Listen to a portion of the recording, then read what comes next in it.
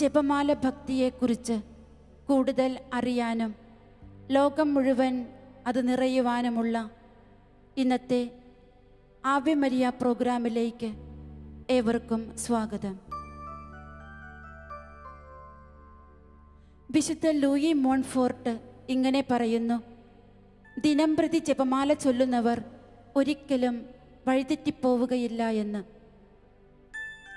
വെല്ലുവിളികൾ നിറഞ്ഞ ഒത്തിരിയേറെ പാപക്കറകൾ പുരണ്ടിരിക്കുന്ന ദൈവത്തിൽ നിന്നും തിരുസഭയിൽ നിന്നും വിശ്വാസം നഷ്ടപ്പെട്ട് ജീവിക്കുന്ന ഒരു ലോകത്താണ് ഇന്നിൻ്റെ മക്കൾ ജീവിക്കുക. വ്യക്തിവൈരാഗ്യ വിദ്വേഷത്തിൻ്റെ വാൾമുനയിൽ നിന്നും ആത്മാക്കളെ രക്ഷിക്കാൻ കഴിവുള്ള നരകസർപ്പത്തിൻ്റെ തലയെ തകർത്ത പരിശുദ്ധ ജപമാല ഭക്തിയിൽ നമ്മൾക്ക് ആശ്രയിക്കാം. നസ്രത്തിലെ തിരുക്കുടുംബത്തിൽ നിന്ന് തുടങ്ങി വച്ചിരിക്കുന്ന ഈ ജപമാല ഭക്തി നമ്മുടെ വിശ്വാസ ജീവിതത്തിൻ്റെ അടിത്തറയാണ്. പ്രിയപ്പെട്ടവരെ, നമ്മുടെ ഓരോരുത്തരുടെയും കുടുംബത്തിൽ ജപമാലയില ഭക്തിയിൽ ഉറച്ചു നിൽക്കുവാനുള്ള എല്ലാ കൃപകളും അനുഗ്രഹങ്ങളും ലഭിക്കുവാൻ വേണ്ടി നമുക്ക് പ്രാർത്ഥിക്കാം.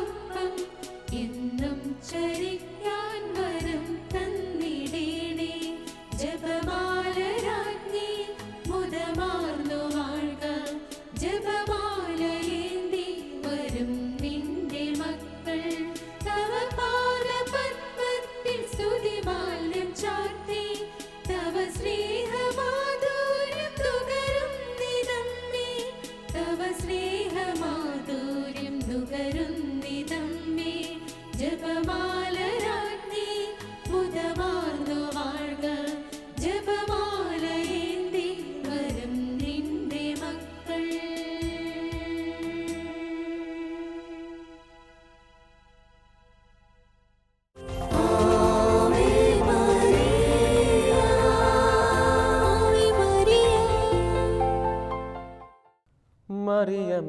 തായ് കനിയണമേ, നിൽക്കുമിദാസരെ നയിക്കണമേ. കുരിശിൻ ചുവട്ടിലെ യാഗബലി അർപ്പിക്കാൻ എന്നെ നീ പഠിപ്പിക്കണേ. അമ്മേ മാതാവേ, പുതിയ നിയമ വാഗ്ദാന പേടകമേ, ഈശോയെ ഉദരത്തിൽ വഹിച്ചവളെ, കുരിശിലെ യാഗത്തോട് ഏറ്റവും അടുത്ത് ചേർന്നിരുന്നവളെ, ജീവിക്കുന്ന ചലിക്കുന്ന സക്രാരിയായി മാറുവാൻ, ഈശോയെ ഹൃദയത്തിലും മനസ്സിലും ആത്മാവിലും എപ്പോഴും വഹിക്കുന്ന വ്യക്തിയായി തീരുവാൻ ഞങ്ങളെ നീ പഠിപ്പിക്കണമേ. അമ്മേ മാതാവേ, യാഗമായി തീരുമ്പോൾ, ബലിയായി തീരുമ്പോൾ മറ്റൊരു ക്രിസ്തുവായി മാറുവാൻ, കുർബാനയായി മാറുവാൻ എന്നെ നീ പഠിപ്പിക്കണമേ. അമ്മേ മാതാവേ, മുറിക്കപ്പെടുന്ന വേദനയുടെ ആ അവസരങ്ങളിൽ കർത്താവിൻ്റെ മുഖം ദർശിക്കുവാനും ആ മുഖത്ത് കൃപ കണ്ടെത്തുവാനും എൻ്റെ ജീവിതമാകുന്ന യാഗം പൂർത്തിയാക്കുവാനും എന്നെ നീ പഠിപ്പിക്കണമേ, സഹായിക്കണമേ, വഴി നിർത്തണമേ. ആമേൻ.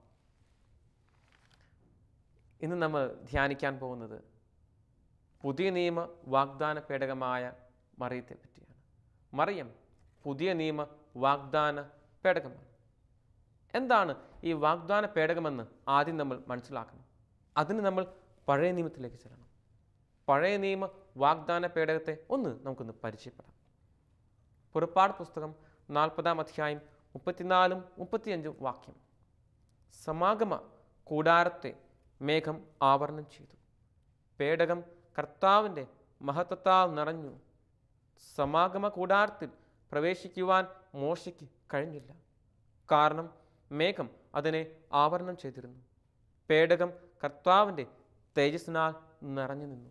കർത്താവിൻ്റെ തേജസ് കുടികൊണ്ട, കർത്താവിൻ്റെ തേജസ് എപ്പോഴും നിലനിന്നിരുന്ന ഇടമാണ് ഈ വാഗ്ദാന പേടകം.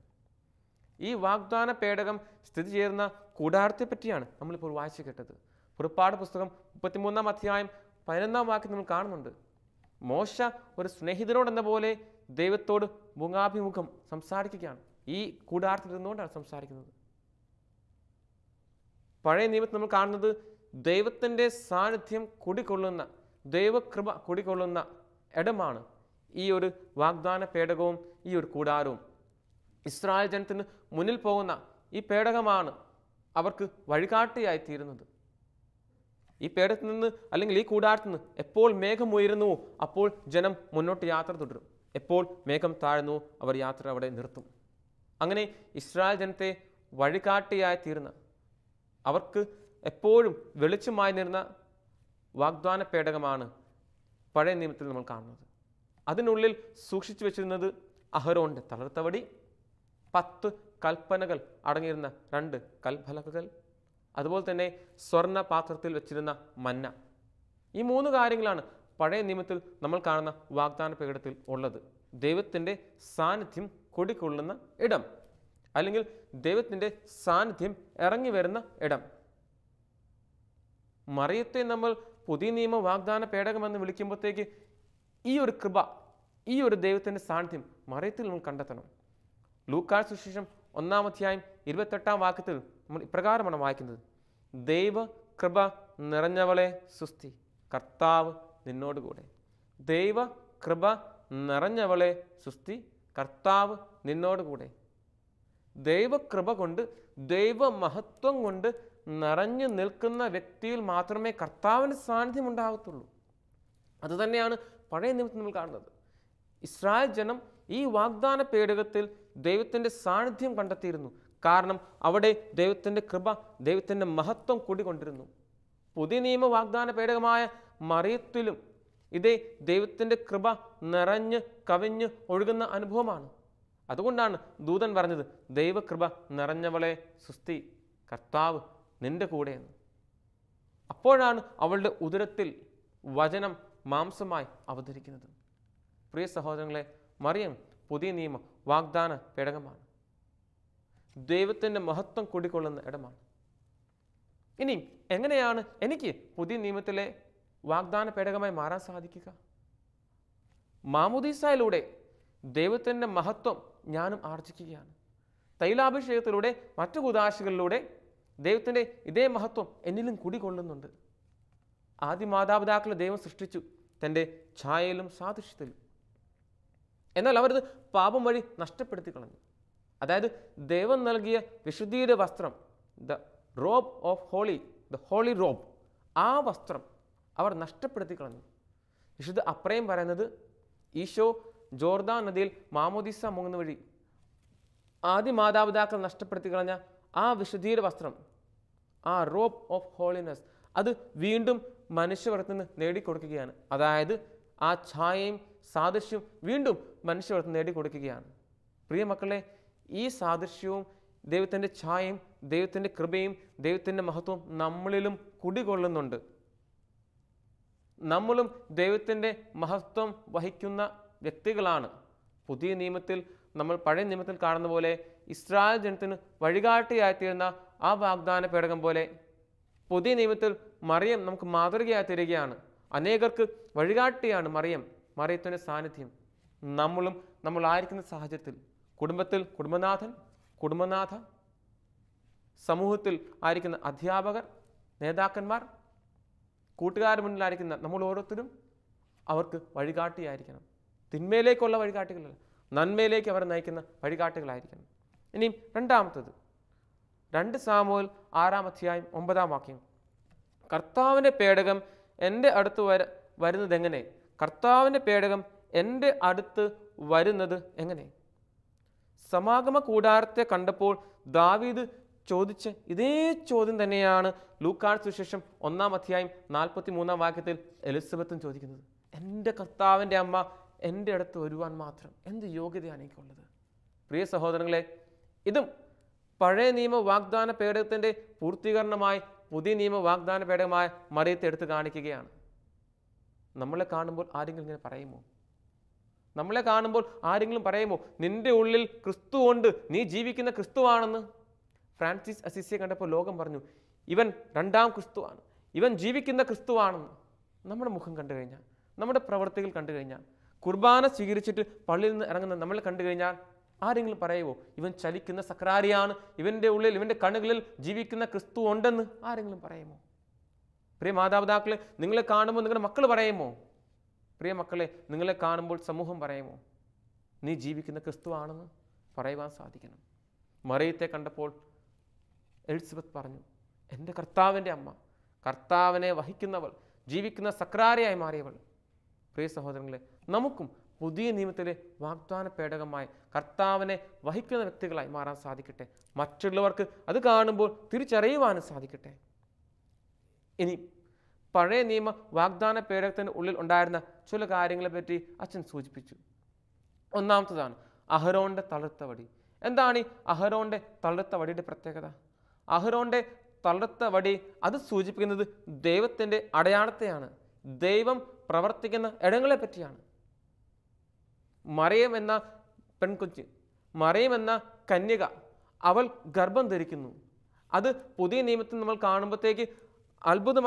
പഴയ നിയമത്തിൽ നമ്മൾ കാണുന്ന അഹരോന്റെ തളിർത്ത വടിയിൽ കാണുന്ന ആ അത്ഭുതം തന്നെയാണ് പുതിയ നിയമത്തിൽ കന്യക ഗർഭം ധരിക്കുമ്പോൾ കാണുന്നത്. ഇത് സൂചിപ്പിക്കുന്നത് മറിയം വാഗ്ദാന പേടകമായിട്ടാണ്. പഴയ നിയമ വാഗ്ദാന പേടകത്തിലുണ്ടായിരുന്ന ഈ തളിർത്ത വടി പുതിയ നിയമത്തിൽ മറിയത്തിലേക്ക് വരുമ്പോൾ അവൾ കന്യക ഗർഭം ധരിക്കുമ്പോഴത്തേക്ക് ഇവിടെ നമുക്ക് കണ്ടെത്താൻ സാധിക്കുന്നു. ഇനി രണ്ടാമത്തതാണ് ഉടമ്പടിയുടെ കൽബലകകൾ. 10 കൽപ്പനകൾ അടങ്ങിയ കൽബലകകൾ. ഈ 10 കൽപ്പനകൾ ഇസ്രായേലിന് ദൈവം നൽകുന്നത് അവർക്ക് നിത്യജീവൻ ഉണ്ടാകുവാൻ വേണ്ടിയാണ്. ഈ കൽപ്പനകൾ പാലിച്ചാൽ നിങ്ങൾ ജീവിക്കും, നിങ്ങൾ എൻ്റെ ജനമായിരിക്കും, ഞാൻ നിങ്ങളുടെ ദൈവമായിരിക്കും. ഈ കൽപ്പനകൾ, അതായത് ദൈവത്തിൻ്റെ ഹിതമാണ് ഈ 10 കൽപ്പനകൾ. മറിയത്തിലേക്ക് നോക്കുകയാണെങ്കിൽ മറിയം ദൈവസന്നിധിയിൽ ദൈവത്തിൻ്റെ വചനത്തിന് മുമ്പിൽ പറയുകയാണ്, ഇതാ ഞാൻ കർത്താവിൻ്റെ ദാസിയെന്ന്. ഈ വചനത്തെ, ദൈവത്തിൻ്റെ ഹിതത്തെ സ്വന്തം ജീവിതത്തിൽ സ്വന്തമാക്കി വചനത്തിന് രൂപവും ഭാവവും നൽകിയവളാണ് മറിയം. 10 കൽപ്പനകൾ അടങ്ങുന്ന കൽബലകകൾ പഴയ നിയമ വാഗ്ദാന പേടകത്തിൽ കാണുവാൻ സാധിക്കുകയാണെങ്കിൽ പുതിയ നിയമ വാഗ്ദാന പേടകമായ മറിയത്തിൻ്റെ ഉദരത്തിൽ വചനം തന്നെയായ ഈശോയെ നമ്മൾ കണ്ടെത്തുകയാണ്. ദൈവത്തിൻ്റെ ഹിതം തന്നെയായ സുവിശേഷമായ ഈശോയെ നമ്മൾ കണ്ടെത്തുകയാണ്. പ്രിയമക്കളെ, ഈ സുവിശേഷം ജീവിക്കുന്നവരാകണം നാം ഓരോരുത്തരും. ഈശോ സുവിശേഷമാണ്, ഈശോ ജീവിച്ച സുവിശേഷമാണ്, ഈശോ പ്രഘോഷിച്ചത് സുവിശേഷമാണ്. ഞാൻ സുവിശേഷം ജീവിക്കണം, ഞാൻ സുവിശേഷമായി മാറണം, ഞാൻ സുവിശേഷം പ്രഘോഷിക്കണം. അപ്പോൾ ഞാനും പുതിയ നിയമത്തിലെ വാഗ്ദാന പേടകമായി മാറും, ജീവിക്കുന്ന സക്രിയാരയായി മാറും. ഇനിയും മൂന്നാമത്തെ പ്രത്യേകതയാണ് സ്വർണ്ണ തളികയിൽ വെച്ചിരുന്ന, സ്വർണ്ണ പാത്രത്തിൽ വെച്ചിരുന്ന മന്ന. മന്നയുടെ പ്രത്യേകത സ്വർഗത്തിൽ നിന്ന് ഇറങ്ങി വന്ന അപ്പമാണത്. അത് ഇസ്രായേൽ ജനത്തിന് ജീവൻ നൽകി. അത് ഭൗതികമായ ജീവൻ മാത്രമായിരുന്നു. എന്നാൽ ഈശോ പറയുകയാണ്, ആ മന്ന പോലെയല്ല ഞാൻ സ്വർഗത്തിൽ നിന്ന് ഇറങ്ങി വന്ന ജീവനുള്ള അപ്പമാകുന്നു. യോഹന്നാൻ സുവിശേഷം 6-ാം അധ്യായം 33-ാം വാക്യത്തിൽ ഈശോ പറയുന്നുണ്ട്, ദൈവത്തിൻ്റെ അപ്പം, സ്വർഗത്തിൽ നിന്ന് ഇറങ്ങി വന്ന ഈ അപ്പം ഭക്ഷിക്കുന്ന വ്യക്തികൾ ജീവിക്കും, അവർക്ക് ഒരിക്കലും മരണം സംഭവിക്കുകയില്ല. പ്രിയ മക്കളെ, സ്വർഗത്തിൽ നിന്ന് ഇറങ്ങി വന്ന ഈ അപ്പം കുടികൊള്ളുന്ന വ്യക്തികളാണ് നാം ഓരോരുത്തരും. ഓരോ ദിവസവും പരിശുദ്ധ കുർബാനയിൽ ബലിയിൽ പങ്കുചേർന്ന് ഈശോയെ സ്വീകരിച്ചിട്ട് നിന്റെ ഭവനങ്ങളിലേക്ക്, നിന്റെ ജീവിത സാഹചര്യങ്ങളിലേക്ക് നീ മടങ്ങുമ്പോൾ നീയും ജീവിക്കുന്ന ക്രിസ്തുവായിട്ട്, ക്രിസ്തുവിനെ വഹിക്കുന്നവനായിട്ട്, ക്രിസ്തുവിനെ ഉള്ളിൽ സ്വീകരിക്കുന്നവനായിട്ട് മാറുന്ന, ജീവിക്കുന്ന ഒരു വ്യക്തിയായി തീരണം. നിന്നെ കാണുന്ന ആൾക്കാർക്ക് ക്രിസ്തുവിനെ കാണുവാൻ സാധിക്കണം. മറിയം ഉദരത്തിൽ വചനത്തെ സ്വീകരിച്ചവളാണ്, വചനത്തിന് രൂപം നൽകിയവളാണ്, മാംസം നൽകിയവളാണ്. ഈ മാംസം അപ്പമായി തീരുന്നതാണ് കുർബാന. അത് കാൽവരിയിലെ യാഗമാണ്, അത് കാൽവരിയിലെ യാഗമാണ്. പ്രിയമക്കളെ, നമുക്കും നമ്മുടെ ജീവിതത്തിൽ കുർബാന എന്ന ഈ മഹാരഹസ്യത്തെ, ഈ അത്ഭുതത്തെ സ്വന്തമാക്കുവാൻ സാധിക്കട്ടെ. പലപ്പോഴും ഈ കുർബാന എന്ന യാഥാർത്ഥ്യം നമുക്ക് വിരസമാണ്. കുർബാനയിൽ പോയി നിൽക്കുന്നത് ഓർമ്മയുണ്ട്, അവസാനിക്കുന്ന ഓർമ്മയുണ്ട്, ഇടയ്ക്കത്തെ ഭാഗം ഒന്നും ഓർമ്മയില്ല. കാരണം മറ്റു പല ചിന്തകളാണ് നമ്മുടെ ഉള്ളിലൂടെ കടന്നു വരുന്നത്. മറ്റു പല ചിന്തകളിലൂടെ കടന്നു പോകുന്ന കാരണം നമുക്ക് ഒന്നും ഗ്രഹിക്കാൻ സാധിക്കുന്നില്ല, മനസ്സിലാക്കാൻ സാധിക്കുന്നില്ല. ഒരുപക്ഷെ വഴിയരികായി മാറിയിരിക്കുകയാണ് നമ്മുടെ ഹൃദയം. പല വിത്തുകളും വന്ന് പതിക്കുന്നുണ്ട്, എന്നാൽ ഫലം നൽകാൻ സാധിക്കുന്നില്ല. ഫലം നൽകാൻ സാധിക്കാതെ അത് നശിച്ചു പോകുകയാണ്. എന്താണ് വഴിയുടെ പ്രത്യേകത? വഴിക്ക് ചില പ്രത്യേകതകളുണ്ട്. ഒന്നാമത്തെ പ്രത്യേകത, അത് നടന്ന് നടന്ന് പതിഞ്ഞ ഇടമാണ്. രണ്ടാമത്തെ പ്രത്യേകത, വേലിക്കെട്ടുകളില്ലാത്ത ഇടമാണ് വഴി. മൂന്നാമത്തെ പ്രത്യേകത, അത് ഉറഞ്ഞ് തറഞ്ഞു കിടക്കുന്ന കാരണം ഏത് വിത്തിട്ടാലും കിളുക്കത്തില്ല. ഇനി നമ്മൾ കിളച്ചു മറിച്ച് ഒരു വിത്ത് കിളിപ്പിച്ചുകൊണ്ട് വന്നാൽ തന്നെ അത് വഴിയായതുകൊണ്ട് നടന്നു പോകുന്ന ആൾക്കാർ അത് ചവിട്ടി നശിപ്പിക്കും. ഏറ്റവും അവസാനത്തെ പ്രത്യേകതയാണ് വഴിയുടെ പ്രത്യേകത, ആർക്കും എപ്പോൾ വേണമെങ്കിലും കയറി ഇറങ്ങിപ്പോകാം. ആർക്കും എപ്പോൾ വേണമെങ്കിലും കയറി ഇറങ്ങിപ്പോകാം. പലപ്പോഴും കുർബാനയിൽ പങ്കുചേർന്ന അല്ലെങ്കിൽ കുർബാനയിൽ നിൽക്കുന്ന നമ്മൾ ഓരോരുത്തരും ഈ വഴി അരികു പോലെയാണ് നിൽക്കുന്നത്. കുർബാനയ്ക്ക് തുടങ്ങുമെന്ന് ഓർമ്മയുണ്ട്. വേലിക്കെട്ടുകളില്ലാത്തതുകൊണ്ട് പല ചിന്തകളാണ് കടന്നു പോകുന്നത്, പല വിചാരങ്ങളാണ് കടന്നു പോകുന്നത്, പല അസ്വസ്ഥകളാണ് കടന്നു പോകുന്നത്. അതുകൊണ്ട് ബലിയിൽ നമുക്ക് ആർക്കും പങ്കുചേരാൻ സാധിക്കുന്നില്ല. രണ്ടാമത്തെ പ്രത്യേകതയാണ്, നടന്ന് നടന്ന് നടന്ന് ചില ശീലങ്ങൾ ഉറച്ചു കിടക്കുകയാണ്, എടുത്തു മാറ്റാൻ പറ്റുന്നില്ല. 9 അടയാളങ്ങൾ കണ്ടു, ഫറവോ മാനസാന്തരപ്പെടുന്നില്ല, ഹൃദയത്തെ കഠിനമാക്കുകയാണ്. പ്രിയ സഹോദരങ്ങളെ, നമ്മൾ ചിലരുടെ ഹൃദയം കല്ലായി തീർന്നിരിക്കുകയാണ്. വിത്ത് വചനം വന്ന് പതിച്ചിട്ടും അത് കല്ലുപോലെ തന്നെ കിടക്കുകയാണ്. വിത്ത് കരിഞ്ഞ് ഇല്ലാതായിത്തീരുകയാണ്. വഴിയരുക് ആകാതിരിക്കാൻ ശ്രദ്ധിച്ചുകൊള്ളുക. അടുത്ത പ്രത്യേകതയാണ് വേലിക്കെട്ടുകളില്ല. ഓർത്തുകൊള്ളുക, യെശയ്യാ പ്രവാചകന്റെ പുസ്തകത്തിൽ ദൈവം പറയുന്നുണ്ട്, ഞാൻ നിന്റെ വേലിക്കെട്ടുകളെല്ലാം എടുത്തു മാറ്റും, അപ്പോൾ പരദേശികളും വന്യമൃഗങ്ങളും വന്ന് നിന്നെ ചവിട്ടി മെതിച്ച് നശിപ്പിച്ച് കളയുമെന്ന്. അതേ പ്രിയ സഹോദരങ്ങളെ, പല വേലിക്കെട്ടുകളും വേണ്ട എന്ന് നമ്മൾ വെച്ചിരിക്കുകയാണ്.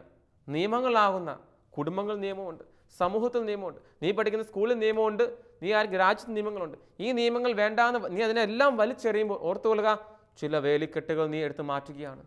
സൺഡേ സ്കൂളിൽ ചെല്ലുമ്പോൾ നിങ്ങൾക്ക് ചില വേലിക്കെട്ടുകളുണ്ട്. ആ നിയമങ്ങൾ വേണ്ട നീ നിർബന്ധം പിടിക്കുമ്പോൾ ഓർത്തുകൊള്ളുക, ചില വേലിക്കെട്ടുകൾ എടുത്ത് മാറ്റുകയാണ്. വേലിക്കെട്ടുകൾ എന്നെടുത്ത് വാങ്ങുന്നു. ഈ വേലികൾ എന്ന് പോകുന്നുവോ അന്ന് പല ടൈപ്പിലെ മൃഗങ്ങളും മനുഷ്യരും വന്ന് നിന്നെ ചവിട്ടി മെതിച്ച് ഇല്ലാതാക്കി തീർക്കും. ഇനി ഈ നിലത്തിന് ഫലം നൽകാൻ സാധിക്കാത്ത ഈ വഴിക്ക് നല്ല നിലമാക്കി മാറ്റാൻ സാധിക്കുമോ? സാധിക്കും. അതിന് ചെയ്യേണ്ട ഒരേ ഒരു കാര്യമുള്ളൂ, വേലി കെട്ടുക. വേലി കെട്ടി തിരിക്കുക. വേലി കെട്ടി തിരിച്ചു കഴിയുമ്പോഴത്തേക്ക് അതിനെ കിളച്ചു മറിക്കണം, ജലം നൽകണം. അപ്പം നല്ല നിലമായി മാറും. പ്രിയ സഹോദരങ്ങളെ, നല്ല നിലമായി മാറുമ്പോഴത്തേക്ക് അവിടെ നിനക്കും ഈശോയെ വഹിക്കുന്ന, കുർബാനയാകുന്ന ഈശോയെ വഹിക്കുന്ന, ഫലം നൽകുന്ന വചനത്തിന് ഇടം നൽകുന്ന വ്യക്തിയായി മാറാൻ സാധിക്കും. അങ്ങനെ ഇടമായി മാറിയ വ്യക്തിയാണ് മറിയം. അതുകൊണ്ട് പുതിയ നിയമ വാഗ്ദാന പേടകമായി നിങ്ങൾ ഓരോരുത്തരെയും ഞാൻ ക്ഷണിക്കുകയാണ്. ആയി മാറാൻ വേണ്ടി, രൂപാന്തരപ്പെടാൻ വേണ്ടി നിങ്ങൾ ഓരോരുത്തരും ഞാൻ ക്ഷണിക്കുന്നു. മന്ന, പരിശുദ്ധ കുർബാനയാവുന്ന മന്ന നിൻ്റെ ഉള്ളിലുണ്ടായിരിക്കട്ടെ. ദൈവകൃപയാവുന്ന മന്ന നിൻ്റെ ഉള്ളിലുണ്ടായിരിക്കട്ടെ പ്രാർത്ഥിക്കുന്നു. പരിശുദ്ധ ഹേമർ നമുക്കും പ്രാർത്ഥിക്കാം. അമ്മേ മാതാവേ, നിന്റെ നീലമേലെങ്കിക്കൊണ്ട് ഞങ്ങളെ ഓരോരുത്തരെയും പൊതിഞ്ഞ് സംരക്ഷിക്കണമേ. ആമേൻ.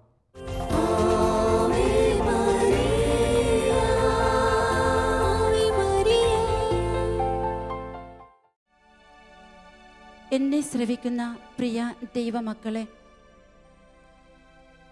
വിജ്ഞാനികളായ ക്രിസ്ത്യാനികളിൽ വളരെ കുറച്ചു പേർക്ക് മാത്രമേ ജപമാല ഭക്തിയുടെ മാഹാത്മ്യവും ഔന്നത്യവും ആവശ്യകതയും യോഗ്യതയും മനസ്സിലാക്കിയിട്ടുള്ളൂ. ഇന്ന് അമ്മ നമ്മെ നോക്കി ഓരോരുത്തരോടും പറയുന്നത് ഇപ്രകാരമാണ്: മകനെ, മകളെ, ധൂർത്തരായി ജീവിക്കാതെ, ജീവിതം നഷ്ടപ്പെടുത്തിക്കളയാതെ, ആത്മാവിനെ മുറിവേൽപ്പിക്കാതെ, പാപവഴികൾ ഉപേക്ഷിച്ച് വിശുദ്ധിയിൽ ജീവിക്കുക എന്ന്.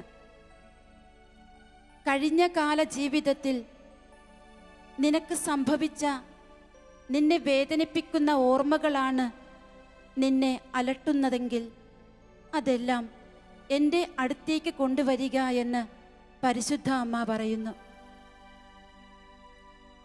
പ്രിയ ദൈവജനങ്ങളെ, ഒത്തിരിയേറെ വേദനകൾ നിങ്ങളെ അലട്ടുന്നുണ്ടെങ്കിൽ അതെല്ലാം പരിശുദ്ധ അമ്മയോട് ചേർത്ത് വയ്ക്കുവാനുള്ള കൃപയ്ക്കായി നമുക്ക് പ്രാർത്ഥിച്ചുകൊണ്ട് ഈ ഗാനം ആലപിക്കാം.